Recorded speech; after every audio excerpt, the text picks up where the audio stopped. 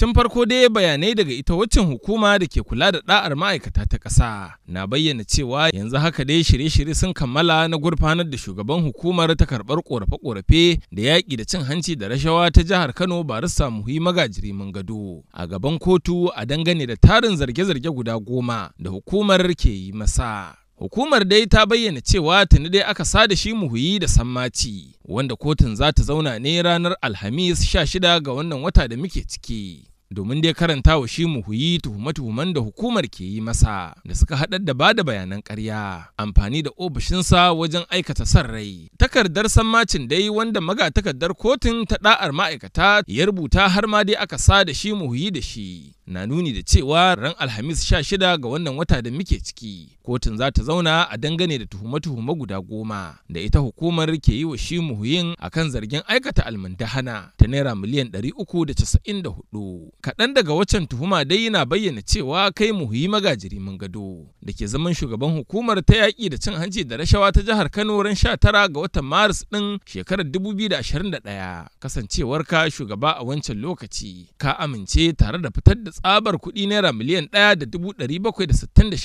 1,766,666 da kwabo 6 a matsayin wani aiki da wani kamfani mai suna Mesas Salihu Metal & Co zai gabatar. To sai dai bayanai na nuni da cewa hakikanin kuɗin da za a yi wancan aiki da su ba su wuce naira 600,000 ba. Wanda kuma a cewar takardar tuhumar na zargin da ake yi wa shi Muhiyin laifi ne da ya saba da sashi na 5 na kundin da'ar ma'aikatan ta ƙasa sakin layi ca 15 na dokar ta shekarar 2004. Har wa yau a waɗancan zarge-zarge guda 10 na bayyana cewa shi Muhi ya karɓo su kuɗaɗe naira miliyan 4,700,000 a cikin watan Yulin wannan shekara da muke ciki a wani asusun banki na Zenith Bank daga wani mutum mai suna Abdullahi Baffa Bici, wanda a yanzu ke zaman sakataren gwamnatin Kano, wanda wannan shi ma laifi ne da ya saba da sashi na 10 na dokar da'ar ma'aikatan ta ƙasa. A wancan rahoto in za a iya tunawa dai Muhi Magajiri Mangado a matsayinsa na shugaban waccan hukuma ya gudanar da wani bincike na zarge-zargen yadda aka aikata almundahana a zamanin tsohon sarkin Kano Muhammadu Sunusi na biyu da ta kai gashi da kansa ya dangana har gaban mai martaba sarkin a wancan lokaci, tare da yi masa tambayoyi akan tarin zarge-zargen da shi Muhi ke da'awar cewar an yi. Wanda a wancan lokaci ne ma shi Muhi ya kama tare da gurfanar da wasu daga cikin ma'aikatan gwamnatin Kano a gaban kotu bisa zarge-zarge da dama. Har wa yau a cikin watan Afrilun shekarar da ta gabata an gurfanar da shi Muhiyin da kansa a gaban wata kotun majistar da ke nan Kano kan zargin ba da takaddun bogi da kuma bayanan ƙarya. Duk da yake dai daga bisani kotun ta ba da belinsa bayan da ta ayyana shi a ƙashin kansa. A cikin shekarar 2021 ne dai Majalisar Dokokin Jihar Kano ta yi umarnin dakatar da shi Muhiyin, bayan da Muhiyin ya nuna turjiya na karɓar wani akanta da aka tura shi hukumar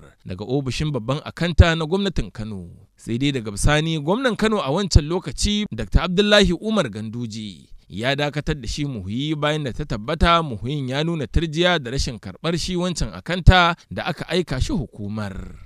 Zuwa yanzu dai kallo ya koma sama wai da shaho ya ɗauki giwa yadda lamarin zai kasance, musamman ma dai a waccan rana da hukumar ta ayyana cewa za ta gurfanar da shi Muhi a kotun.